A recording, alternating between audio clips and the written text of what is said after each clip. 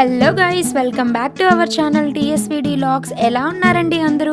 మేమైతే చాలా బాగున్నాం. ఈరోజు మేముండే గల్లీలో అయితే వర్షం పడింది. బయట కూల్గా వెదర్ ఉంది. ఆ కూల్ వెదర్కి మాకైతే హాట్గా ఏమైనా తినాలనిపించింది. అనిపించడమే ఆలస్యం. మేమైతే చికెన్ షాప్కి వెళ్ళి చికెన్ అయితే తెచ్చుకున్నాం, చికెన్ పకోడీ చేసుకోవడానికి. ఎంతైనా నాన్ వెజ్ లవర్స్ని కదా. అలా తెచ్చుకున్న చికెన్ అయితే మేము నీట్గా కడిగి పెట్టేసాం.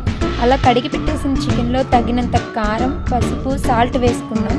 దాంట్లో హాఫ్ స్పూన్ మిరియాల పొడి, 2 టేబుల్ స్పూన్ల ధనియాల పొడి, 2 కరివేపాకు రెబ్బలు, 1 ఎగ్, అలాగే కొంచెం చికెన్ మసాలా, అలాగే కొంచెం అల్లం పేస్ట్ వేసుకొని వీటన్నిటిని కలిసి ప్రతి ముక్కకి పట్టేలా మిక్స్ చేసి పెట్టుకోవాలి.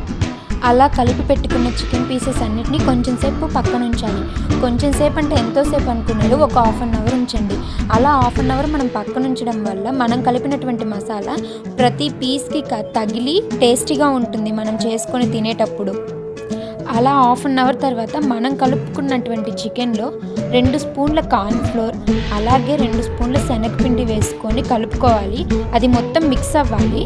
అలాగే మరి కొంచెం టేస్ట్ కోసం ఒక లెమన్ అయితే పిండుకోవాలి. లెమన్ పిండుకుంటే చాలా టేస్టీగా ఉంటుందన్నమాట.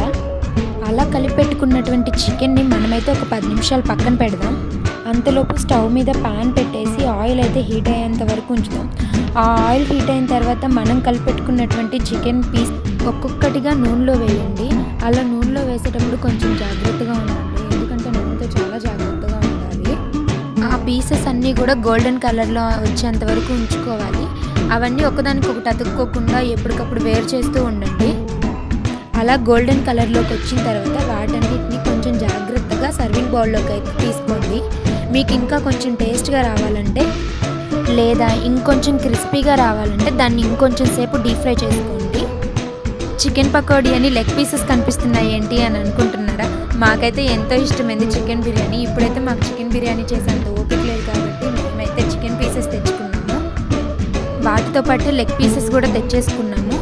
మీకు ఈ చికెన్ పకోడీ కొంచెం టేస్టీగా లేదా స్పైసీగా తినాలనిపిస్తే మీరు చికెన్ పకోడీ తీసే ముందు, ఒక్క నిమిషం ముందు దాంట్లో కొంచెం పచ్చిమిర్చి అండ్ ఫ్లేవర్ కోసం కొంచెం కరివేపాకు అయితే వేసుకోండి. అలా ఎక్కువసేపు ఉంచకుండా వెంటనే తీసేయండి.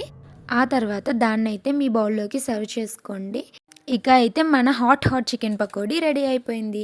ఇలాంటి మరికొన్ని వీడియోస్ కోసం మా ఛానల్ని సబ్స్క్రైబ్ చేసుకోవడం మర్చిపోకండి. అలానే లైక్ చేయండి, కామెంట్ చేయండి, వీలైతే షేర్ కూడా చేయండి. Thank you guys, bye see you soon.